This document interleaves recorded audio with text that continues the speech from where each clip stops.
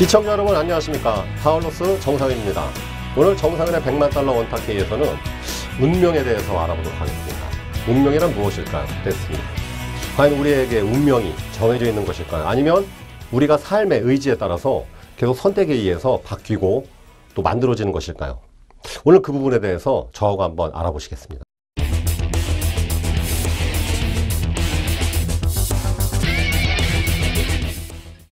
자, 손금, 관상, 인터넷에 있는 어느 그런 강의였습니다. 백발백중 신묘한 사주풀이 15번 이 강의를 들으면 누구나 족집게 점쟁이가 된다고 하죠. 연초와만 되면 토정비결이다 뭐다. 지금도 사주 카페 이런 데 가서 이렇게 점을 보시는 분들이 상당수 있습니다. 이 점을 본다는 건 결국 미래가 정해져 있다는 것을 의미하는 것이죠. 미래가 정해져 있으니까 그걸 우리가 궁금해하는 것인데 과연 우리에게 관상, 또 저 이런 얘기 많이 들었습니다. 성형수술을 하면 과연 관상이 얼마나 바뀌나요? 성형수술을 하면 팔자가 바뀝니까? 그 손금도 바뀌나요? 운명은 정해져 있을까요? 정해져 있지 않을까요? 제 개인적인 이야기를 하나 말씀드리겠습니다. 제가 20살인 그 90년도에 여름 때의 일이었습니다. 제 고등학교 절친한 동문이 갑자기 사고로 죽었고요. 그 다음에 또 그 달에 저희 또 친척 중에 한 분이 어르신께서 돌아가셨고, 하여튼 그 달에만 그 가까운 사람의 죽음이 3명이 갑자기 돌아가는 그런 일이 겪었습니다. 근데 제가 그때 상당히 허무주의에 빠지고 되게 충격이었죠. 난생 처음 그런 일을 겪었고, 또 그 일을 연달아 3번을 겪고 나니까 인생의 어느 순간에 허무해지기 시작했고, 또 이런 생각이 들더라는 것이죠. 과연 내가 언제까지 살지 알 수가 없는데, 내가 10년 뒤, 20년 뒤를 미래를 뭔가 계획하고서 뭐 학교 다니고 자격증을 따고 하는 것들이 무슨 의미가 있을까? 과연 나는 몇 살까지 살까? 내 미래는 어떻게 될까? 이런 것들이 너무나 궁금해지기 시작했습니다. 그래서 정확히 그 1990년 여름방학 때부터 그 주역이니 사주니 이런 걸 공부하게 됐죠. 또 우연한 기회에 또 어떤 그런 쪽에 정통한 분을 좀 만나게 됐습니다. 그래서 그런 쪽을 상당히 제가 이제 틈틈이 하면서 직장 생활하고 하면서도 계속 공부를 했죠. 29쯤 됐을 때, 그 1999년도 됐을 때, 그래도 좀 그 PC통신, 천리안에서는 제가 좀 이름을 날리는 점장이가 될 정도로 상당히 적중도 높은 그런 점장이었습니다. 근데 그렇게 공부하다 보니까 그 공부한다는 건 뭐 의미겠어요? 미래가 정해져 있다. 자, 재미있게도 저는 남의 점이 궁금해서 이걸 공부한 것이 아니라 제 미래가 궁금해서 공부했던 사람입니다. 제가 그때 27살인가 알게 된 거였는데 제 운명 한번 쫙 보니까 39살에 저는 결혼한다고 나와 있더라고요. 그런데 진짜로 39에 제가 실제 결혼했습니다. 좀 늦게 갔죠. 그런데 또 이런 의문이 있습니다. 진짜 39에 가기로 결정되어 있던 것인지, 아니면 제가 그렇게 생각하다 보니까, 그렇게 믿고 살다 보니까 39에 가게 된 것인지 알 수 없더라는 것이죠. 과연 우리에게 미래는 정해져 있는 것일까요? 자, 코스피 지금 기세 좋게 올라오고 있습니다. 오늘 잠깐 조정이 있어 주춤거렸지만, 물론 연초에는 또 많은 대다수 전문가들이 2100 상단을 돌파할 수 있는 그런 한 해로 보고 있습니다. 이러한 모든 것들이 과연 정해진 것인지. 점 볼 때 물론 좋은 얘기를 듣기 위해서 우리는 점을 봅니다. 미래에 대한 희망이 있기 때문이죠. 누구누구 씨는 평생 부자로 살 사람입니다. 지금 좀 고생스럽지만 앞으로 잘 사실 뿐이에요. 이 얘기가 사실 큰 위안이 되고, 그 때문에 우리가 힘을 갖고 사는 것이죠. 당신은 태어날 때부터 거지야. 앞으로도 거지야. 살맛 안 납니다. 물론 그런 점 봐주신 분 없죠. 그런 얘기를 들어서도 안 되는 것이죠. 과연 근데 근데 또 제가 시청자 여러분들께 이런 질문을 드리겠습니다. 과연 미래가 정해져 있다면 종교는 또 무슨 의미가 있을까요? 제가 일전에 한번 방송에서 말씀드렸던 것으로 기억됩니다만, 자, 모든 전 세계에 있는 종교, 기독교든 카톨릭이든 이슬람이든 모든 종교의 핵심 원리는 내세신앙입니다. 내세라는 건 뭐냐? 살아생전에 내가 잘하고 착한 일을 하고 선한 일을 했던 것을 죽어서 뭔가 되돌려받는다. 그것이 환생이든 천국이든 지옥이든 간에 말이라는 것이죠. 그러니까 살아서 내가 선업을 쌓고 주변 사람을 위해서 돕고 헌신하고 한 모든 그러한 결과물을 죽은 뒤에 내세 세계에서 복을 받을 수 있다. 그것이 바로 신앙의 핵심 원리라고 생각을 하는데, 그러니까 우리가 천국과 지옥이라는 것들에 대해서 생각하게 되는 것이고, 물론 천국과 지옥에 대해서는 증명할 방법이 없습니다. 가본 사람도 없고 갔다 온 사람도 없는 것이죠.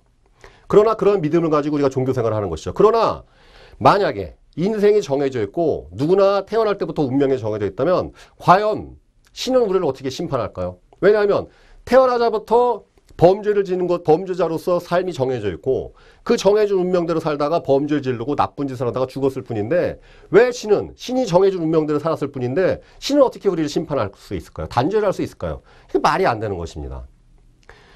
그럼 신앙 자체가 무의미한 것이죠. 이 운명이 정해져 있다면. 그렇죠. 그 믿는 사람 안 믿는 사람 정해져 있다는 것입니다. 그러면 신도 신이 정해진 운명대로 살았을 뿐인데 그걸 가지고 우리를 단죄한다. 말이 안 맞는 논리입니다. 그럼 신앙은 또 무엇일까요?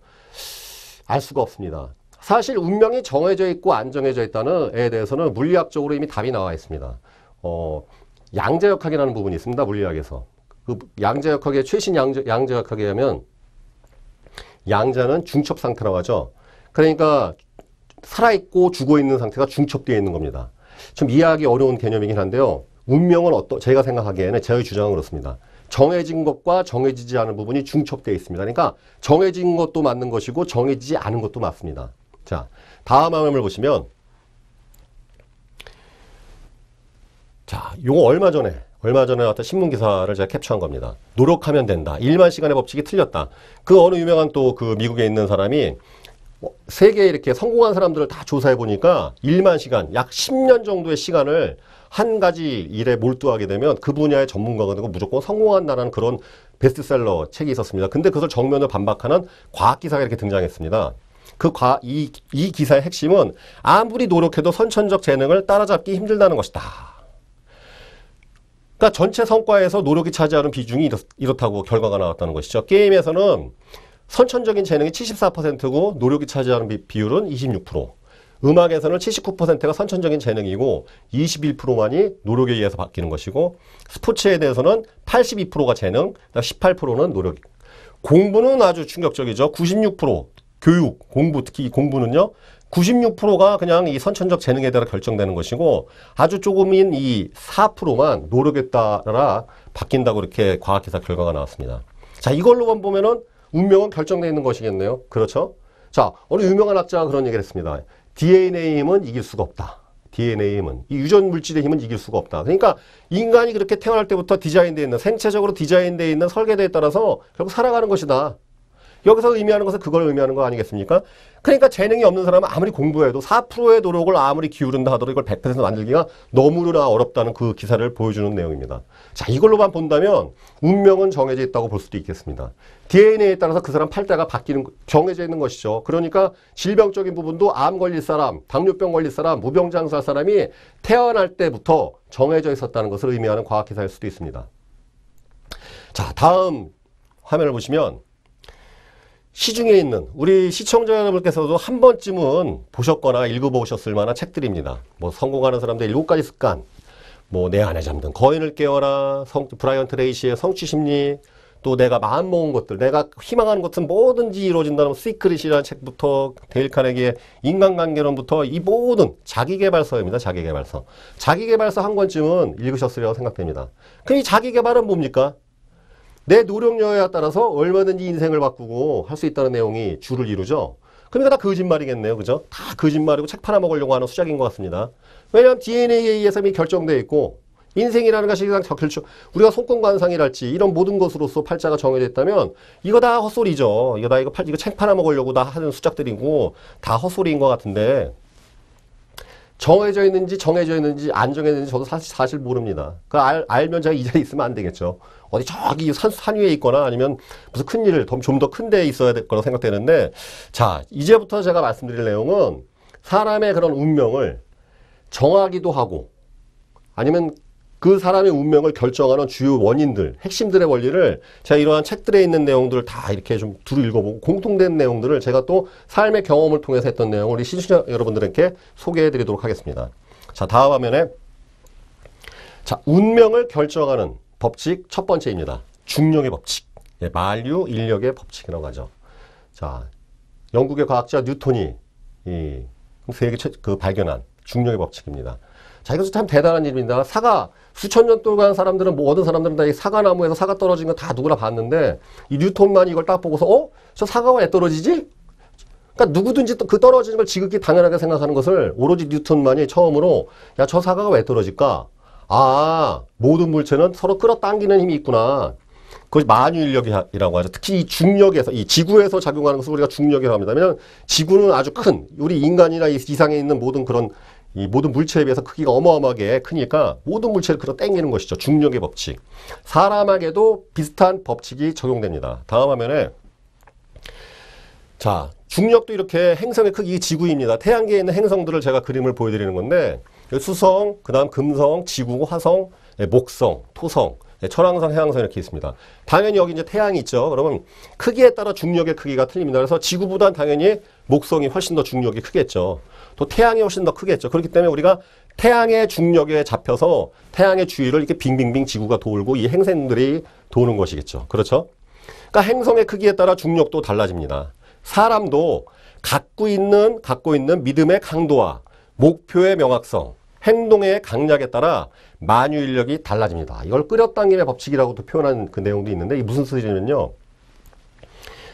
사람은 자기가 갖고 있는 생각이 얼마나 강력하느냐, 어떤 열망이랄지 소망이랄지 믿음이랄지 이런 것이 강약에 따라서 그걸 땡긴다는 것이죠. 관련된 사물이나 사람들을.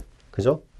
이게 되게 중요한 것이죠. 그러니까 부정적인 사고를 하고 부정적인 행동을 하고 부정적인 행동을 하면 부정적인 결과물들이 나한테 이렇게 땡겨오는 것을 말합니다. 이것이 만유인력의 법칙이 물리학에만 있는 것이 아니라 인간한테도 적용되는 것이죠. 긍정적인 사고방식을 갖고 긍정적인 행동을 하고 긍정적인 일을 하게 되면 긍정적인 결과물이 온다는 것입니다. 만약에 음란한 생각을 하고 음란한 행동을 하고 음란한 짓을 벌이게 되면 음란한 결과물이 당연히 땡겨오겠죠.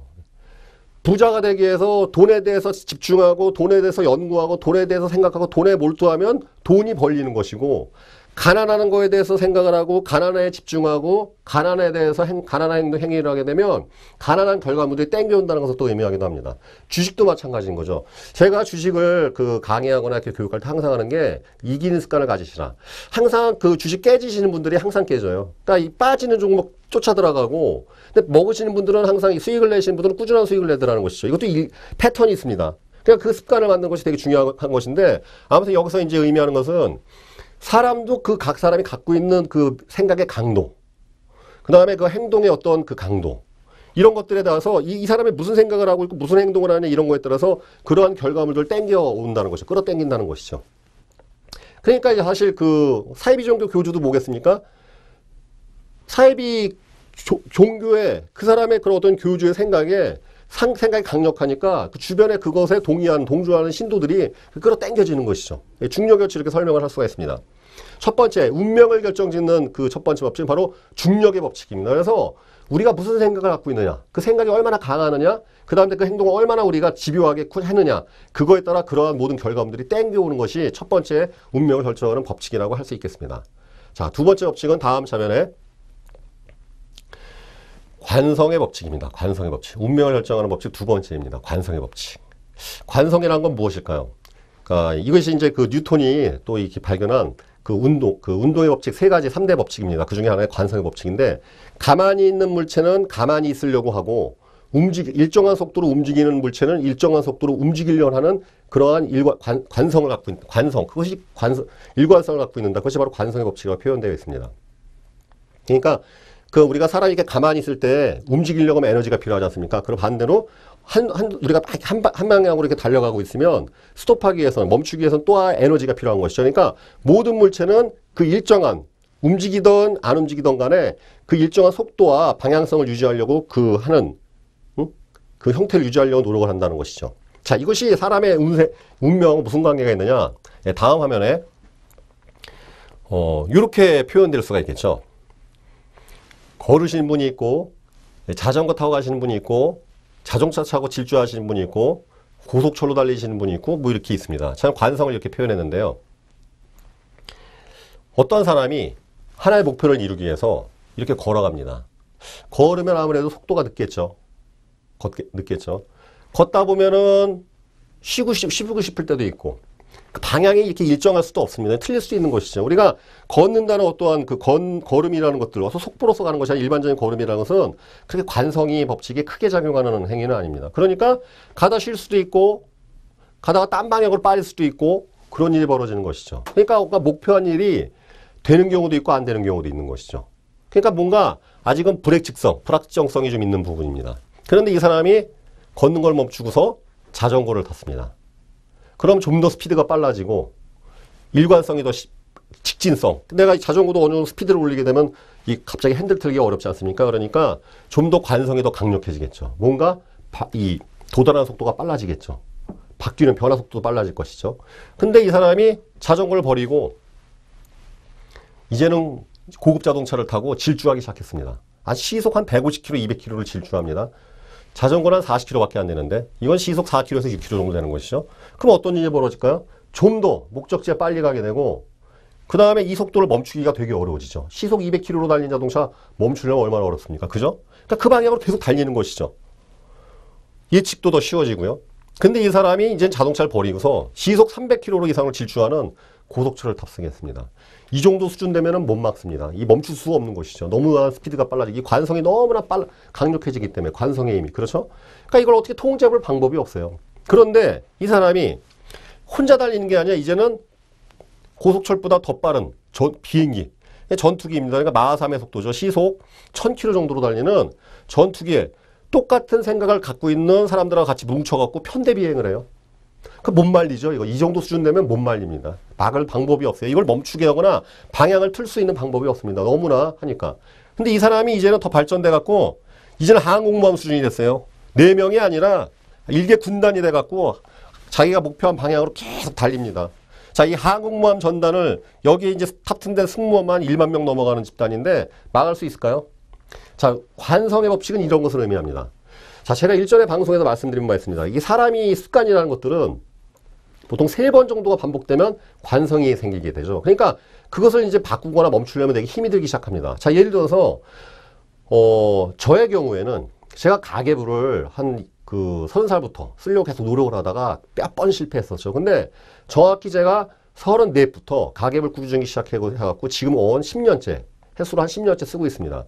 10년의 습관이 쌓이니까 이제 멈출 수가 없더라고요. 한 3, 4일 밀려다 하더라도 마음이 불안함이 생겨갖고 이 습관을 멈출 수가 없습니다. 아마 제가 생각하면 아마 제가 큰일이 벌어지지 않으나 평생토록 쓰지 않을까. 그러니까 습관이라는 것도 이런 것이죠. 그러니까 일정한 패턴이 계속 반복되게 되면 관성이 생겨서 계속 가는 겁니다.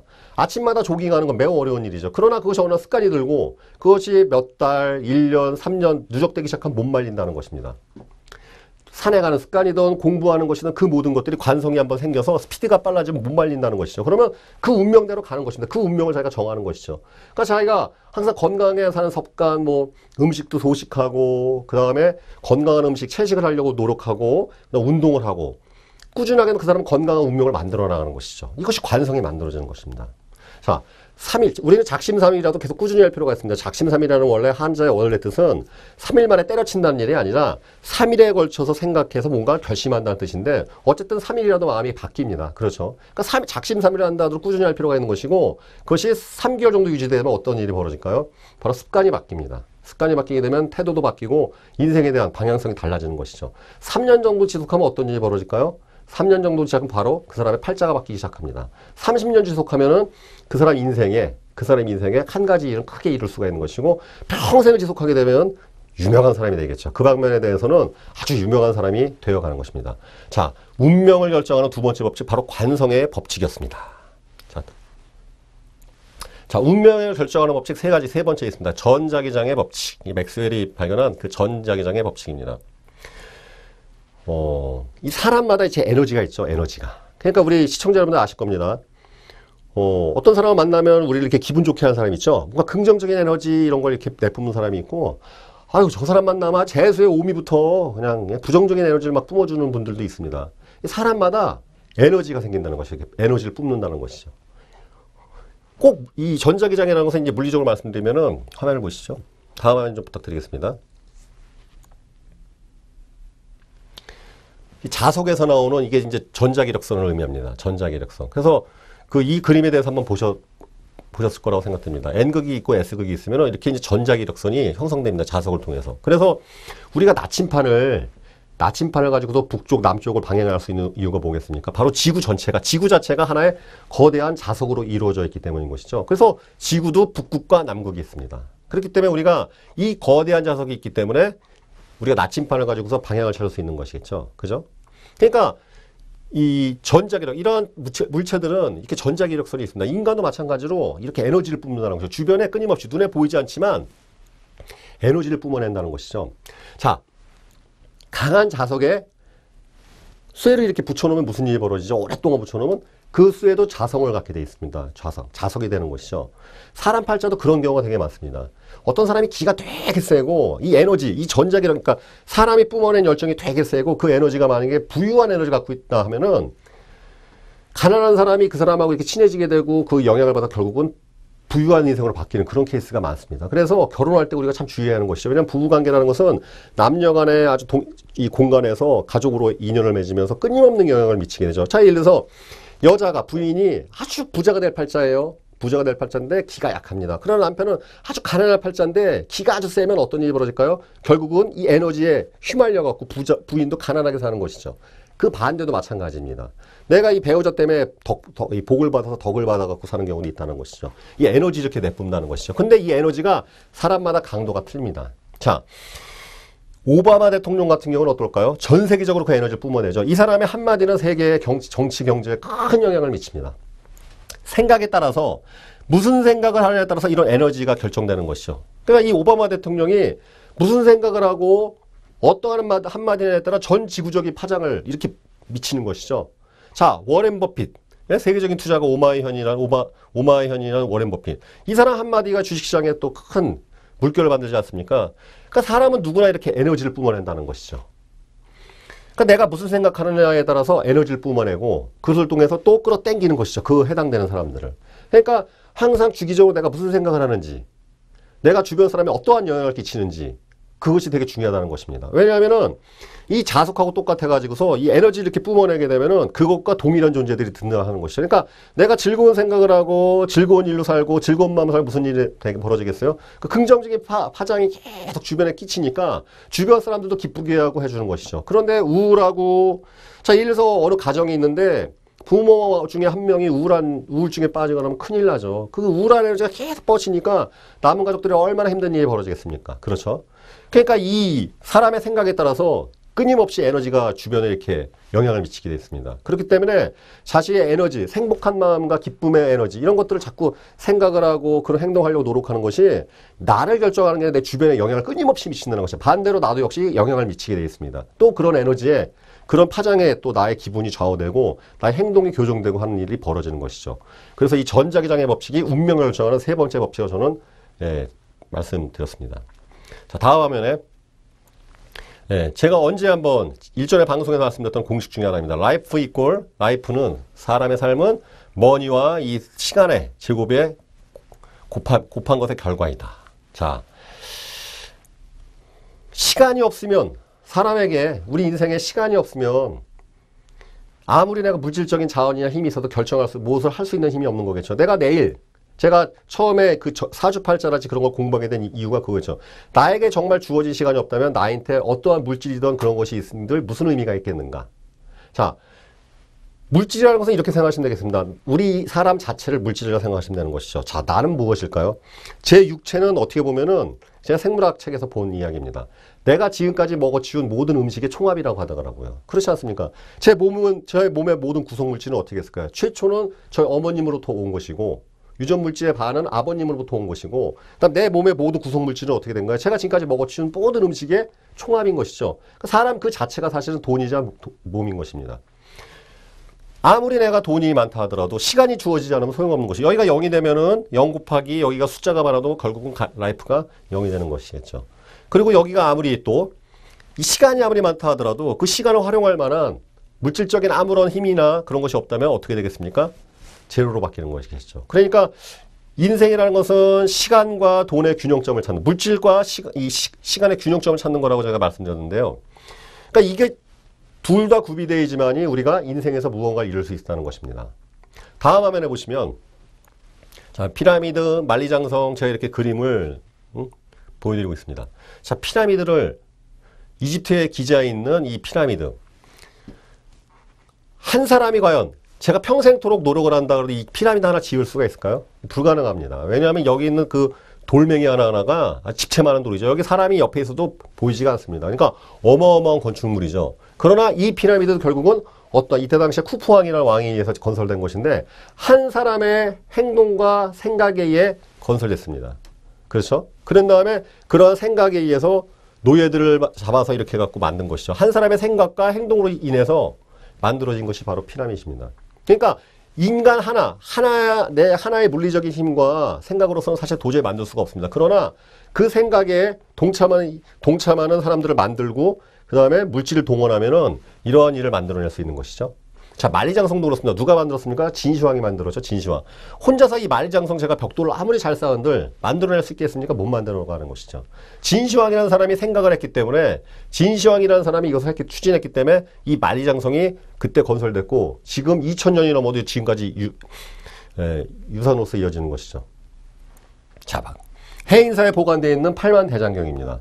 이 8만 대장경 이 장판 하나가 이제 8만 개가 있다는 것인데 이거 읽어보는 것도 정말 평생이 걸려도 어려운 일이죠. 이걸 혼자 만들었겠습니까? 그죠? 원나라 침입에 대항에 의해서 그때 고려왕이 이것을 결정했고 시행했기 때문에 이렇게 8만 대장경이 만들어졌지 않습니까? 지금도 이어지고 있습니다. 자, 이러한 것들 결국은 그 한 사람의 사람 또는 그 여러 사람의 사람들이 남긴 유산이자 유물이라고 할 수 있는 것이죠. 그래서 우리는 그 사람들을 기억하고 역사상에서 우리가 찾아볼 수가 있습니다.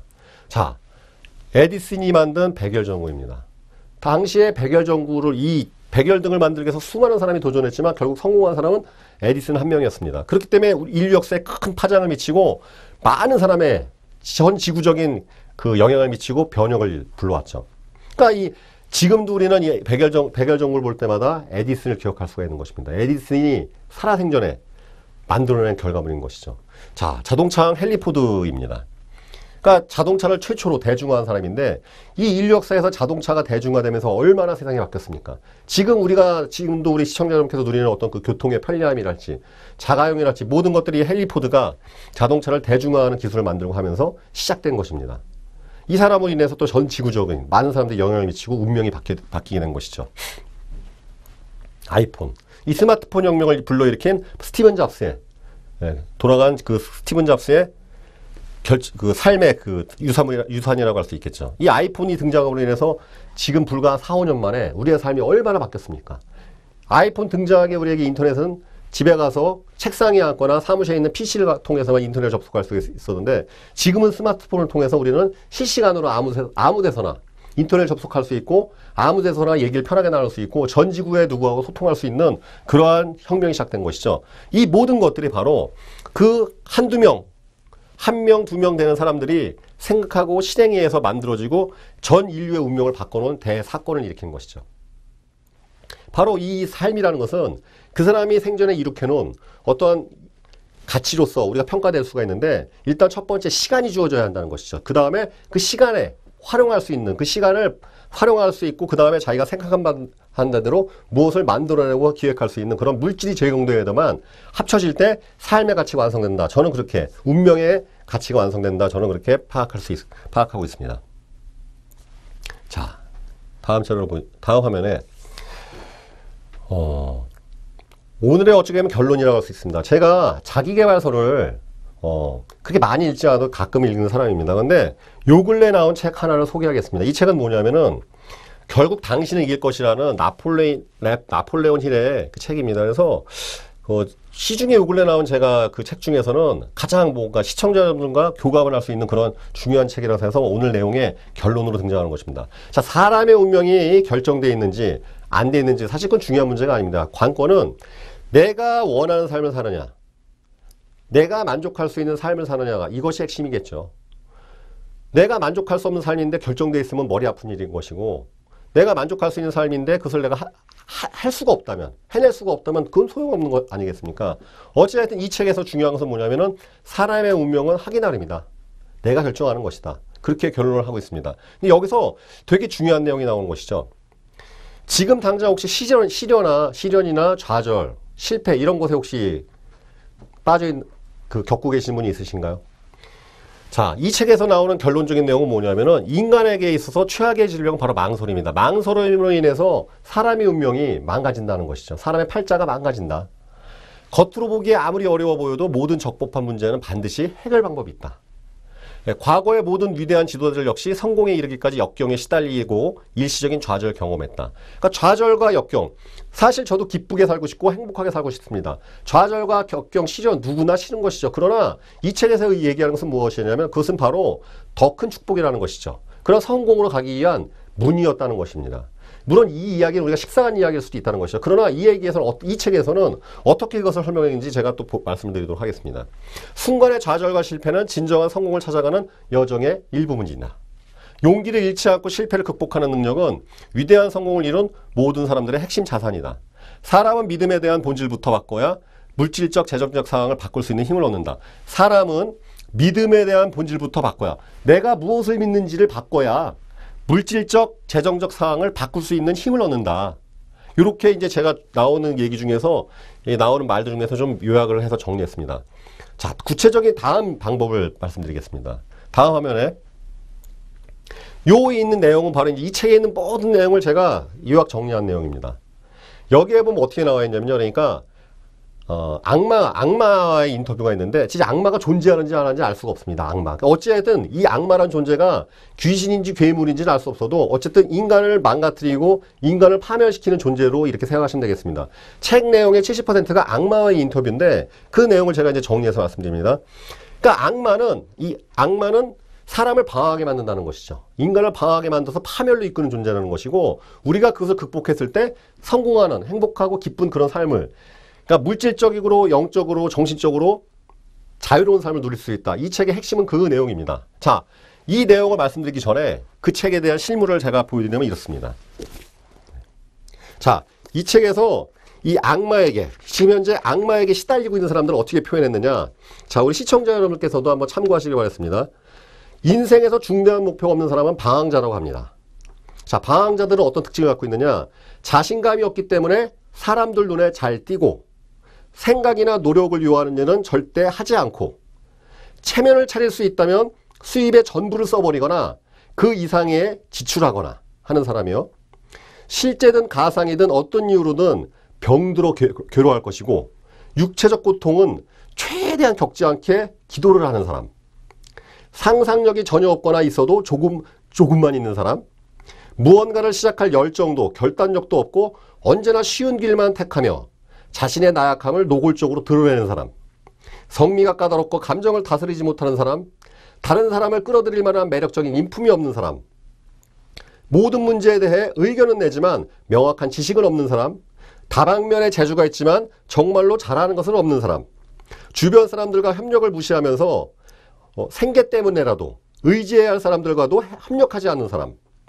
같은 실수를 반복하고 실패해서 아무런 교훈을 얻지 못하는 사람.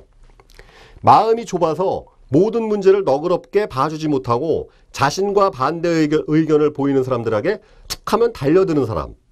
상대방에게 많은 것을 기대하면서 정작 자신은 아무것도 보답하지 않는 사람.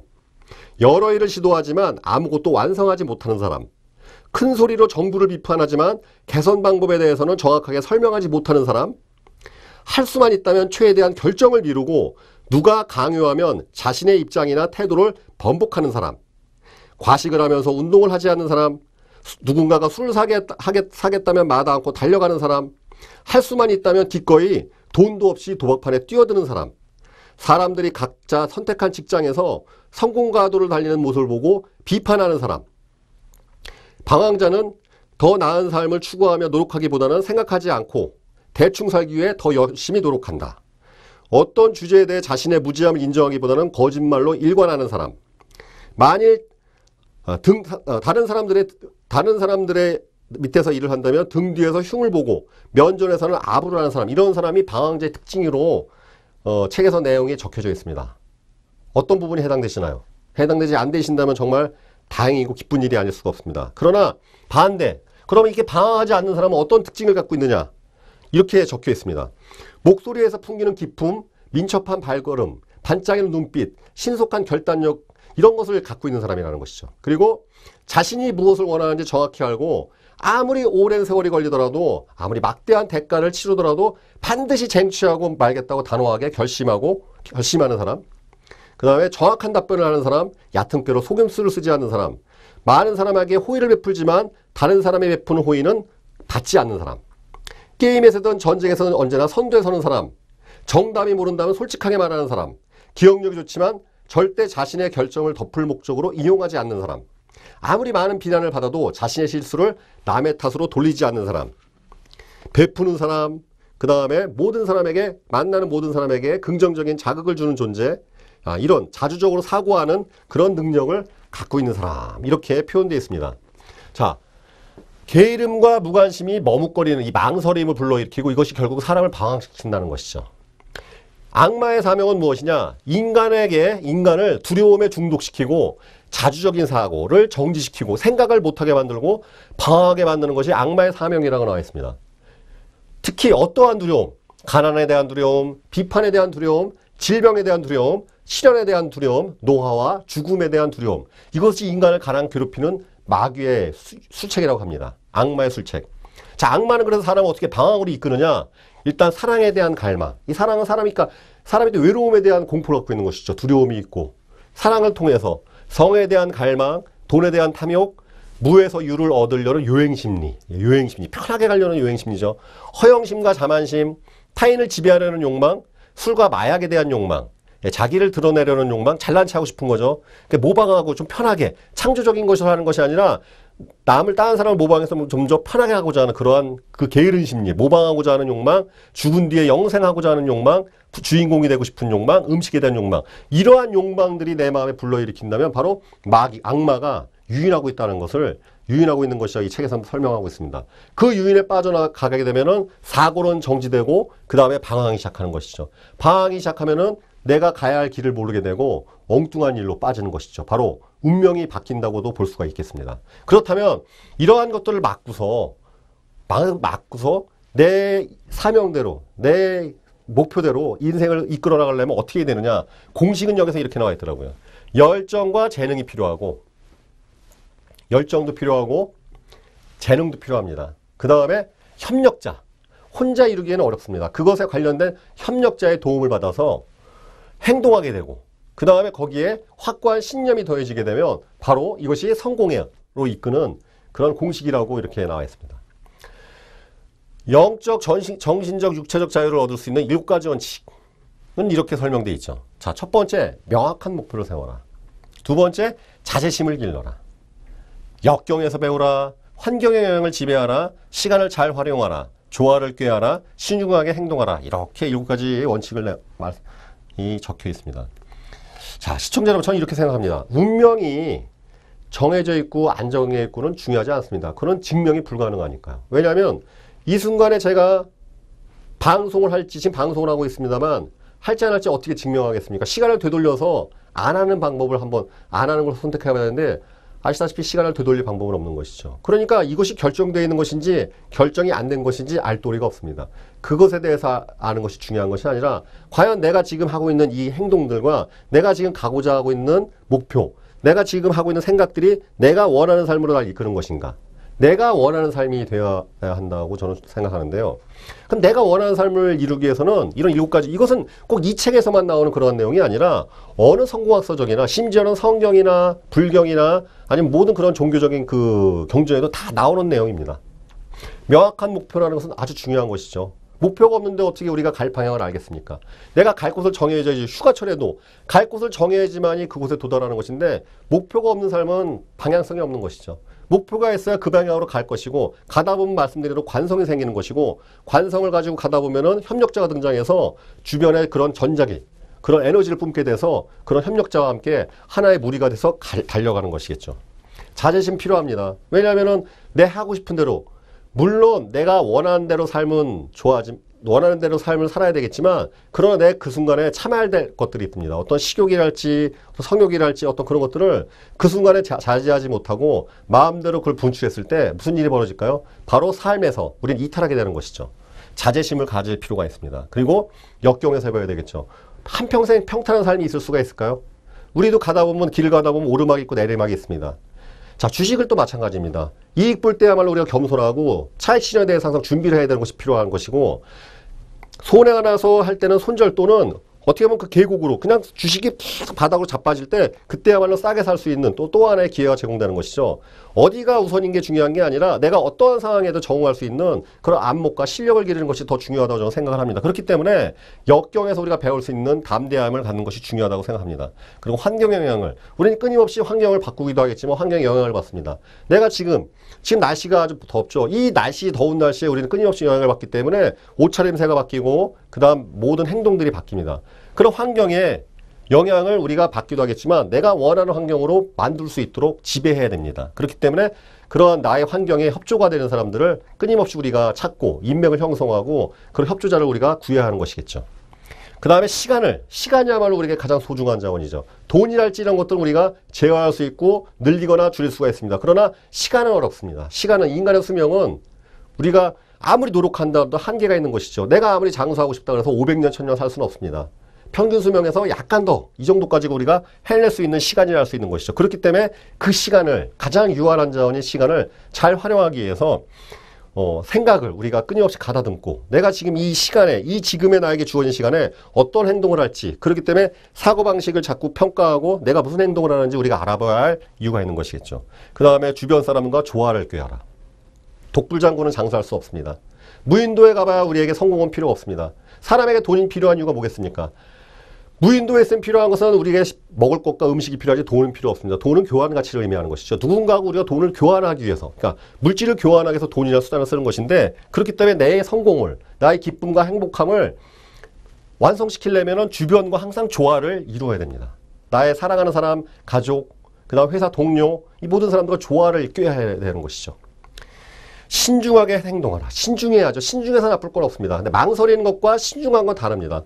행동을 결정하고 그 행동을 얼마나 우리가 체계적으로 꾸준하게 세밀하게 할 것인지 선택하고 그것을 과정을 살펴보는 것이 신중한 것이지 결정도 할까 말까 망설이는 것은 여기 말씀드린 방황한다가 나와 있는 것입니다. 그건 방황하는 것이죠. 결정을 미루고 두려워하는 것이죠.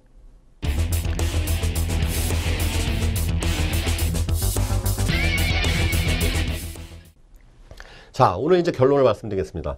운명이 결정된 것인지 아닌지는 알 수가 없습니다. 그러나 내가 원하는 대로 삶을 살 것인지 아니면 원하지 않는 이상한 방향으로 살다가 나중에 후회할 것인지 그것은 우리가 선택할 수 있는 것 같습니다. 왜냐하면 이 순간에 제 기분은 제가 선택할 수 있기 때문인 것이죠. 그 지금이 이어지는 것이 과거일 뿐입니다. 자, 제가 이런 생각이 들더라고요.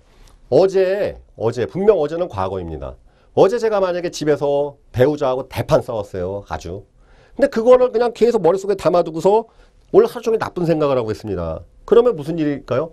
과거에 지배돼서 지금을 망치는 거겠죠. 어제는 어제고 지금은 지금이죠. 어제 슬펐다고 오늘 슬퍼야 될 이유는 전혀 없는 겁니다.